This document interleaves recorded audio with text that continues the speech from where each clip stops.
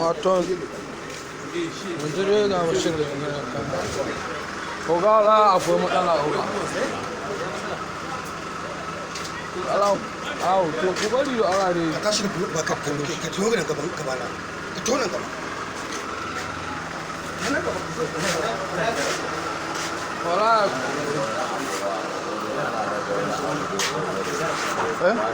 oga aiki na an gusa aiki cewa an ga a kore shi ba ga wannan ba ke da aiki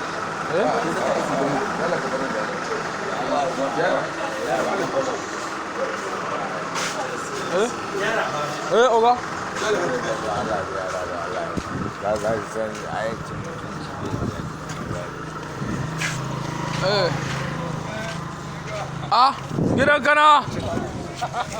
gidan kana